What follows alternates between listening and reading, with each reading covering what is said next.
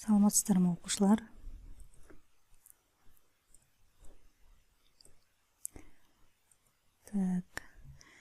Дәрежелік функцияның таңба тұрақтылық аралығы және өсу кему аралығын табуға қатысты мысал қарастырайық. Мысалы, y-тен x-тің 5-тен 4 дәрежесі плюс 1 функциясы берілсін. Қалай анықтаймыз? Алдымен функцияның графигін саламыз. Координаталық жазықтық сызып алайық.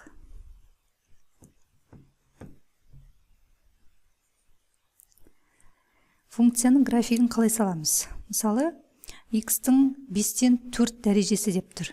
Дәрежесін қарап алайық. Дәрежесі алымы жұп, бөлімі тақ. Сіздерге мынадай қосымша материал берген болатынмын, иә? Алымы жұп, бөлімі тақ. Бұл функция y-тен x-тің 5-тен 4 дәрежесі деген бірінші типке келіп тұр. Сондықтан оның графигі мына түрде болады. Енді тек бір айырмашылығы, мына жерде плюс 1 дегесін, ол y өсі бойынша бір бірлікке жоғары көтерілді деген сөз. Сонда оның графигі мына түрде болады.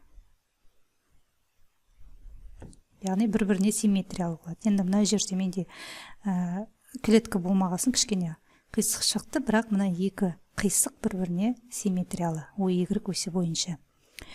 Енді график бойынша таңба тұрақтылық аралығын анықтаймыз. Таңба тұрақтылық аралығы x-тің минус шексіздіктен плюс шексіздікке дейін, яғни x айнымалысы өзгерген кезде y-тің қабылдайтын мәндері, ол қандай мән қабылдап тұр? Оң ба, теріс ба? Соны анықтау керекпіз. Бұл жерде өзіміз графиктен көріп отырғандай, минус шексіздіктен плюс шексіздікке дейін y тек қана оң мән қабылдап отыр. Мысалы, x 0-ге тең болған кезде y 1-ге тең. 1 оң сан, қалғандары да дәл солай. Мысалы, мына жердегі кез келген бір нүкте, мына жерде y-тің бір мәнін қабылдап тұр. Қандай болса да, әйтеуір ол оң. Сонда бұл функция минус шексіздіктен плюс шексіздікке дейін оң мән қабылдайды. Таңба тұрақтылық аралығы осы. Ары қарай, енді өсу кему аралығын анықтау керек. Бірінші типке келіп тұр бұл функциямыз.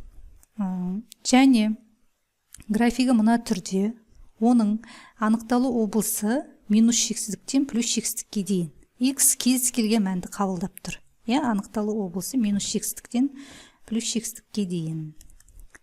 R-дік. Енді қай уақытта өседі, қай уақытта кемейді? Минус шексіздіктен графикке қарап отырып анықтаймыз оны. Минус шексіздіктен плюс шексіздікке 0-ге дейін, міне 0. X-тің 0 деген мәні мына жерде. Минус шексіздіктен 0-ге дейін міне кемейді, кеміп тұр графигіміз, және 0-ден плюс шексіздікке қарай өсіп тұр. Сонда бұлай болады. Минус шексіздіктен 0-ге дейін 0 кіреді, кемейді, ал 0-ден плюс шексіздікке дейін өседі. Болды. Дәрежелік функцияның таңба тұрақтылық аралығын, өсу кему аралығын, жұп тақтығын анықтаңыз деген кезде біз алдымен не істейміз? Ең бірінші графигін тұрғызып аламыз. Графигіне қарап отырып, жаңағы берілгендерді анықтаймыз. Өткен сабақта сіздерге жұп тақтығын анықта деген тапсырма берген болатынмын. Мысалы, осы функцияны қарастырайық. Осы функция жұп па, әлде тақ па? Графигіне қараймыз. Графигі y өсіне қатысты симметриялы болып тұр.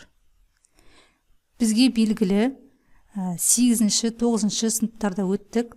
y өсіне қатысты симметриялы болса, онда ол жұп функция болады.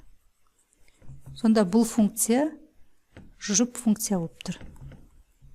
Ал егер координаталар бас нүктесіне қатысты симметриялы болатын болса, онда ол тақ функция болады. Мысалы, бізде мына 3-ші типтегі функциямыз тақ функция, себебі координаталар бас нүктесіне қатысты симметриялы болып тұр.